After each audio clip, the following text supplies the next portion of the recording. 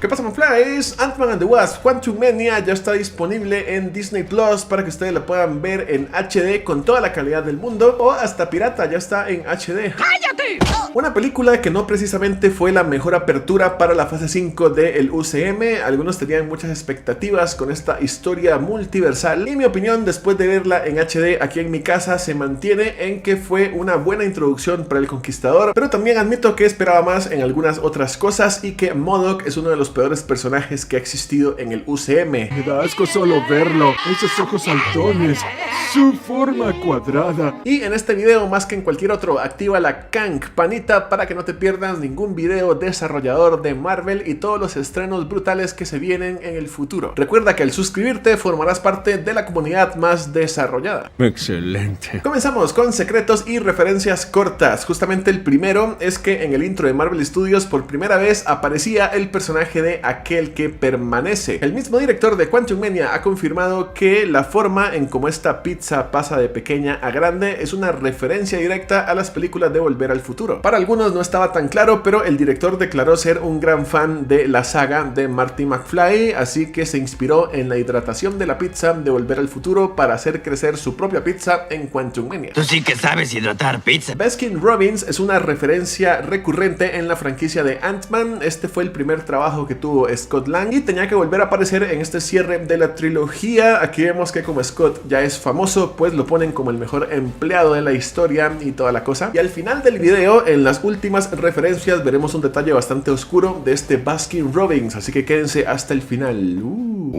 ¿Sabían que este viejillo que dice Thank you Spider-Man en la película en realidad ya había aparecido antes en el UCM? Para mucha gente esta serie de agentes de S.H.I.E.L.D. ya dejó de ser canon desde hace mucho tiempo, pero si lo fueran, entonces este viejito ha aparecido 2 veces en el UCM, una variante o simplemente reciclaje de actores. ¿Qué escritores tan flojos? Sabemos que Scott se volvió famoso después de Endgame porque contó todo en un podcast y también en un libro que él escribió contando todas sus aventuras en la batalla contra Thanos, pero en la película directamente se hace mención a los viajes en el tiempo y también al personaje de Rocket, uno de los que más lo marcó posiblemente. Yo estaba feliz de conocer un mapache que habla. ¡Ay, cosita! En el momento en que todos los personajes son succionados hacia el reino cuántico, para muchos la forma en la que Scott se pone el traje se parece bastante a la nanotecnología que utilizaba Iron Man para el suyo. Realmente referencias a Iron Man se ven en todas partes porque hasta en Guardianes Volumen 3 algunos decían que Nebula también se había inspirado en tecnología Stark para de repente crear alas y un cañón brutal. Con eso terminan las referencias cortas y las largas te las comes.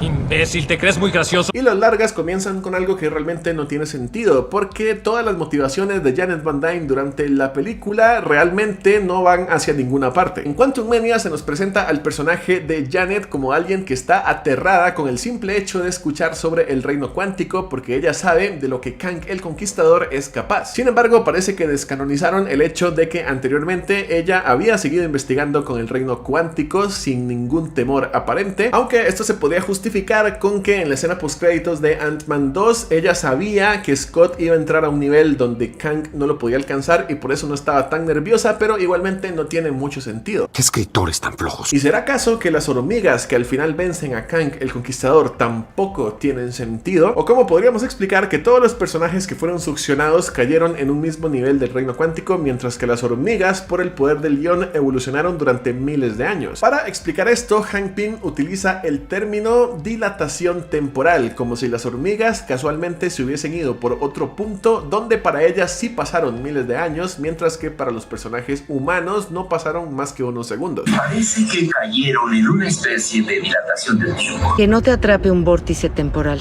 no podríamos salvarte. Así que este concepto se relaciona con el lugar donde cayeron las hormigas primero, por eso es que para ellas el tiempo pasó totalmente distinto. Y también sabemos que en el reino cuántico hay diferentes niveles de profundidad y dependiendo de donde tú estés, ahí el tiempo puede pasar de una forma o de otra. En este punto donde estaba Scott en la escena post créditos no era tan profundo, por eso él estaba flotando y no parecía haber señales de vida inteligente. En cambio Janet, todo el tiempo que estuvo atrapada ahí dentro, sí envejeció los mismos años que pasaron afuera, por eso cuando se encuentra con su esposo en la segunda película, ambos tienen la misma edad. ¿Entendiste? Sí. Justamente en la película Janet intenta explicar los niveles del reino cuántico cuando le confirma a su esposo que no habían pasado antes la subatómica, así que por eso es que no había visto el reino cuántico de esta forma. Así que esto nos puede confirmar el punto anterior, y es que después de la subatómica el tiempo pasa igual que en la Tierra, por eso Janet envejeció, pero antes de la subatómica pueden pasar muchas locuras, como que Scott pase 5 horas en 5 años, o como que las hormigas evolucionen durante milenios. Pasando a subatómico en 5. Justo en este diálogo se nos confirmó que en la postcréditos de Ant-Man 2, Scott se redujo apenas hasta el nivel subatómico y no pasó más allá. Si hubiera pasado más allá, no se hubiera quedado flotando, sino que habría llegado hasta el nivel donde estaba Kang. Pasando a subatómico en... ¿Entendiste? Junto a este tema de la subatómica hay otra referencia, porque Janet claramente menciona el vacío, y el vacío es un concepto que únicamente se ha tratado en la serie de Loki, este sitio más allá del tiempo donde existía la bestia controlada por aquel que permanece. Y todo esto obviamente nos puede llevar a preguntarnos, ¿será acaso que el vacío es uno de los tantos niveles que existen en el reino cuántico, y Alioth y todos los Lokis existían dentro del reino cuántico todo el tiempo? Yo quiero de lo que fuma este tipo. Pasando ya a la subatómica y el vacío, donde se encuentra Alioth, nos encontramos con esta ciudad inteligente donde se encontraba el Kang exiliado conquistador. Aquí podemos ver a este tipo con cabeza de brócoli, que no es alguien inventado, sino que sí podría haber sido sacado de los cómics, donde apareció un personaje llamado Vegetal Verde. Podría ser este el que está en el reino cuántico, o podría ser más bien un personaje perteneciente a la raza de los Rumalki, que también aparecen en los cómics de Adam Warlock. No lo sabía. Llegamos a la aparición de MODOK, lo que en mi opinión viene a ser lo peor que ha presentado Marvel en toda esta saga multiversal. Y como referencia deben saber que ni siquiera fue tan fiel a su origen de los cómics, porque en los cómics este personaje fue mutado por el cubo cósmico y no es Darren Cross en realidad, así que en el UCM le cambiaron todo su origen y hasta de forma innecesaria nos enseñaron su trasero como parte del proceso de transformación. Está en mi mente ahora. En la primera escena desarrolladora de Kang el Conquistador ya se nos empieza a confirmar que él mató a algunos Vengadores anteriormente. La principal referencia a algún Vengador es cuando Kang le pregunta a Scott que si él es el del martillo. Algunos pensarían que esto es referencia directa hacia Thor, pero en realidad hay otros personajes a los que se podría estar refiriendo. Uno de ellos podría ser Visión, que quizás en otra línea alterna utilizando el Mjolnir fue asesinado por Kang, o incluso el Capitán América. Recordemos que después de Avengers Endgame el Capitán hizo algunos viajes temporales junto con el Mjolnir, y quién sabe si en algún momento se llegó a encontrar con el mismísimo Conquistador. Esto es bastante improbable, pero no solo Thor ha levantado el Mjolnir en el UCM, así que hay varias posibilidades. Lo sabía. La referencia más científica en la película es todo este experimento de la caja de Schrödinger. Este experimento ficticio de la física cuántica nos cuenta cómo un gato dentro de una caja podría estar muerto y vivo al mismo tiempo. No te puedes dar cuenta de ello hasta que abras la caja e interfieras con la realidad. Todo este concepto se aplicó para lo que sucede dentro del reactor del Conquistador, y por eso es que hay infinitos Ant-Man, porque realmente él está viendo todas las posibilidades de todas las decisiones que podría tomar. Tú comentas si alguna vez has estudiado algo al respecto. ¿Alguna vez han estudiado física cuántica? Solo para conversar. Y hablando de Loki, es innegable que las motivaciones de este Kang se parecen un poco a las motivaciones de aquel que permanece en lo que tiene que ver con mantener el equilibrio multiversal. Ambos Kangs mencionaban que sus variantes son bastante malignas y que se pusieron a jugar con el tiempo como si fueran niños pequeños. Y ambos Kangs tuvieron actitudes heroicas, digamos, al tomar el control. Por un lado, aquel que permanece lo que hizo fue aislarse de todos. Asimismo, el de Quantumania dijo que él tomó el control para evitar que sus variantes destruyeran todo el multiverso, y Janet no estaba de acuerdo porque en el camino tendría que matar a trillones de personas. Pero la motivación de este Kang de Quantumania se parece muchísimo a la de aquel que permanece. Él odia a todas sus variantes. Es un héroe. Esto se presta para debate. ¿Ustedes creen que tanto aquel que permanece como el Kang de Quantumania tenían razón, y en realidad los Kangs malvados son los que aparecieron en la escena post créditos? ¡Míralo! ¿Qué te dice? Parece que en Quantumania Kang nos ha confirmado cuál es la única forma de asesinar a un Kang para que no se reencarne, baby. Reencarnación. Baby. Porque en Loki, aquel que permanece nos deja bastante claro que aunque alguno de ellos dos decida matarlo, él volverá a esa silla algún día de todos modos. Terminaré otra vez aquí de todos modos. Pero el Kang de Quantumania menciona que se va a vengar de sus variantes y que los va a desterrar o a lanzar fuera del tiempo. Así que esta frase puede ser muy importante, porque tal vez desterrarlos fuera del tiempo es la única forma de realmente acabar con la vida de un Kang sin que se reencarne o sin que vuelva a aparecer. Baby. Y quizás esa sea la clave para Secret Wars. Los Vengadores tendrían que vencer al Kang o a los Kangs definitivos y desterrarlos fuera del tiempo para que no vuelvan a aparecer y que en el futuro ya puedan haber otros villanos como Doctor Doom, Galactus, etc. Pero para eso tendrían que desterrar a los Kangs fuera del tiempo para que no se reencarnen, baby. Baby. Justo cuando Kang le habla a Janet de que él observó cómo todo terminaba, vemos que él tiene una sagrada línea del tiempo en forma de círculo en su mano. Esto hace referencia a cómo funcionan todas las sagradas líneas del tiempo principales, porque justo así es como la habíamos visto en Loki, como un círculo único que no debería ramificarse, pero que después, como los Kangs empezaron a jugar con el tiempo, entonces se comenzó a ramificar y a causar infinitas incursiones, un concepto que ya entendimos desde el multiverso de la locura. Y otra referencia es que también en los diagramas Kang puso una línea del tiempo encima de la otra, justo así fue como le explicó aquel que permanece en cuanto al funcionamiento del multiverso. Baby. En esta escena, Kang habla sobre conquistar la eternidad. Obviamente esto no es una coincidencia porque la misma entidad cósmica de la eternidad ya apareció en esta saga multiversal en Thor Love and Thunder. Y si profundizamos en el tema y nos vamos a los cómics, entendemos que la eternidad es una entidad que comprende toda la existencia misma. Incluso todo el multiverso podría estar contenido dentro de ella. Así que por eso Kang quiere conquistarlo. Porque si conquista a esta entidad cósmica llamada la eternidad, automáticamente tendrá el control absoluto de toda la creación. El macho. Definitivamente la escena más cringe de MODOK es la escena de su muerte, porque absolutamente nada de lo que dice tiene sentido. Uno podría pensar que se está cerrando un arco con el personaje, pero no se está cerrando absolutamente nada. Darren Cross en la primera película de Ant-Man nunca tuvo intención de ser un vengador, y de la nada aquí antes de morir dice: ya morí como un vengador, cumplí mi objetivo, como si se estuviera cerrando un arco, lo cual es absurdo, no tiene sentido esa frase. Tranquilízate. No tengo intenciones de tranquilizarme. Y tampoco tiene sentido cuando él le dice a Scott que siempre fue como un hermano para él. Nada que ver. Y también algo super cringe es que levantara su manita. Aquí lo único que pensé yo fue: Suponía. Pero bueno, una referencia bastante cool es que cuando Cassie se hace grande, le da una paliza a MODOK de la misma forma en la que Hulk le dio una paliza a Loki. Me encantan estas escenas donde lo revuelca de un lado para otro. Y otra referencia es que después de hacerse grande, Cassie le dice a su papá que tiene ganas como de un cítrico, algo así, haciendo una referencia al gajo de naranja que Scott dijo que necesitaba en Civil War después de convertirse en alguien grande. ¿Alguien me puede dar un gajo de naranja? De esta forma llegamos al momento Kang, una escena que para mí sí vale completamente la pena dentro de la película porque vemos su verdadero potencial o parte de su potencial. Kang considera que ya están venciendo a todo su ejército, así que él se pone el traje y comienza a desarrollar a todo el mundo por su cuenta. Aquí podemos ver varias cosas interesantes, como por ejemplo el rayo pulverizador que tiene. Cualquier criatura normal no aguanta ni siquiera un segundo de estar expuesta a este rayo. Cualquier criatura normal que sea golpeada con ella será vaporizada.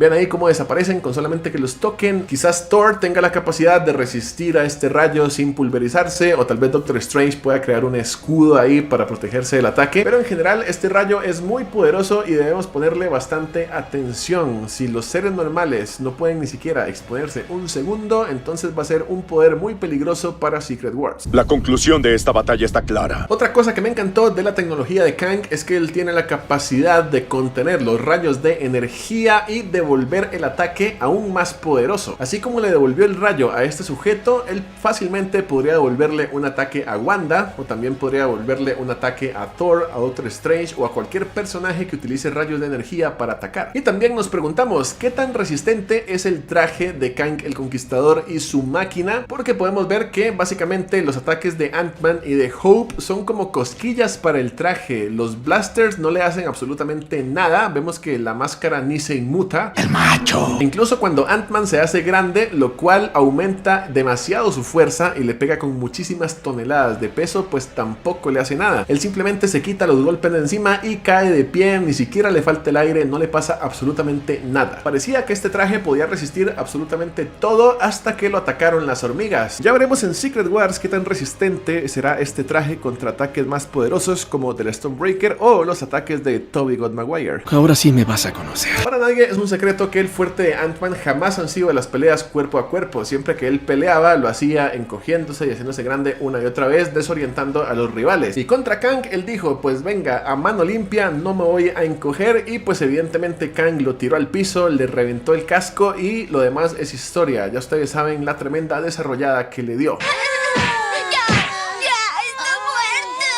Por cierto, ¿ustedes vieron la cara que le hace Kang a Scott cuando recibe un golpe en la cara? Fue así como de, cosita, eso es lo más duro que puedes golpear. ¡Golpeas como mujer! Estoy prácticamente convencido de que este Kang no ha muerto. De hecho, ya viéndolo así en HD, parece que el personaje simplemente está siendo absorbido por el reactor. Así que él habría terminado dentro de esta caja de Schrödinger con probabilidades infinitas y en este momento se está duplicando hasta que logre salir de ahí. ¡Jodidos! El final de Quantumania para algunos fue decepcionante, pero en realidad estamos frente a uno de los finales más extraños para una película del UCM. En primer lugar, ni siquiera tiene sentido el final, porque vemos que él está caminando y está narrando otra vez que su vida no tiene sentido. Al principio de la película sabemos que él le estaba narrando esto a los niños, pero al final ya no hay niños, así que ¿a quién demonios le está narrando esta historia? ¿A nosotros? ¿Será que rompió la cuarta pared? Intentas decirme. Y por otro lado, hay muchos guiños, como que de repente muchos colores morados y verdes se repiten constantemente en la ropa de las personas, en el pastel de Cassie, en los globos de cumpleaños, y es como que justamente predominan estos colores porque hacen referencia al Conquistador, como si algo muy extraño estuviera pasando en la realidad ahora que él salió de allí. La serie de Loki nos enseñó que si tú matas a un Kang, la realidad cambia automáticamente y nada vuelve a ser lo que era. Entonces esto pudo haber pasado también al final de Ant-Man. Mataron a un Kang y cuando él regresa a su realidad tuvo que haber cambios, así como lo sube en Loki. E incluso es posible que un giro interesante para el futuro sea que Scott nunca salió de ahí y realmente está como dentro de un loop temporal o dentro de un lugar muy extraño donde constantemente hay referencias de colores y de otras cosas a la existencia del Conquistador y él no está en el universo que siempre ha recordado. Ay, esta vez te dieron muy duro en la cabeza. Ver la escena postcréditos en HD nos sirve no solo para ver mejor los detalles en el traje de Immortus Ramatut y el Kang conocido como el Centurión Escarlata, sino también para ver en HD algunos de los Kangs secundarios que aparecen ahí dentro del Coliseo, como por ejemplo este con traje entero que sería Mr. Griffon, que en los cómics este personaje fue el que compró la torre Stark y le cambió el nombre a Industrias Kang, algo que ya habíamos visto también desde la primera temporada de Loki, donde aparecía la torre con este nombre. Y también podemos observar que, aunque todos los Kangs son Jonathan Majors, también hay algunos diferentes con caras raras, así como alienígenas, pero esto no es más que una referencia a las viñetas donde aparecen este montón de Kangs en el Coliseo. En estas viñetas también aparecen caras extrañas, no humanas, sino también alienígenas. Otra referencia que podemos observar es que la forma en la que aparecen este montón de Kangs en el Consejo es muy similar a la tecnología de Reed Richards en el Multiverso de la Locura, ya que todos aparecen con estos paneles de energía de forma cuadrada y de color azul, exactamente igual a como aparece el hombre más inteligente del mundo. Hello, Steven. Los tres Kangs principales, que son Immortus Ramatut y el Centurión Escarlata, hablan sobre un Kang exiliado. En su momento todos pensamos que estaba hablando de este villano de Quantumania que fue asesinado, pero hasta el momento no ha sido confirmado quién era realmente este Kang exiliado. Podrían estar hablando del de Quantumania o también podrían estar hablando de aquel que permanece. Así que en esta escena, cuando se habla de la muerte del exiliado, se estaría hablando de la muerte de aquel que permanece y no de la muerte del otro Kang, que en teoría no murió, sino que simplemente lo absorbió el reactor. ¡Ey, lo dudo! Y por último, cualquier teoría o referencia a los anillos de Shang-Chi o a la tecnología de los Eternos en este momento quedó en veremos. Esto era algo que se hablaba mucho desde los trailers, cuando se veía la civilización de Kang y se hablaba de anillos y parecía que la simbología también se parecía a la del mandarín o a la tecnología que Phastos utilizaba en los Eternos. Al final la película no hizo ninguna referencia a Shang-Chi, pero esto no quiere decir que el tema ya esté completamente descartado. Es muy probable que en el futuro se confirme que en realidad Kang fue el creador de los 10 anillos. Ya no, hijo. No te creo. Si ustedes tienen ahí la película en HD, vuelvan a verla para que me dejen en los comentarios si me faltó alguna referencia y yo poderles dar corazoncillo. Nos vemos en la siguiente. Y recuerden suscribirse para también irles actualizando todo el tema del juicio. Ahí están, veremos si Jonathan Majors va a continuar o no en el manto del personaje. Si va a desarrollar a todos en Secret Wars o más bien va a desarrollar a todos pero en prisión. Drake, haz algo.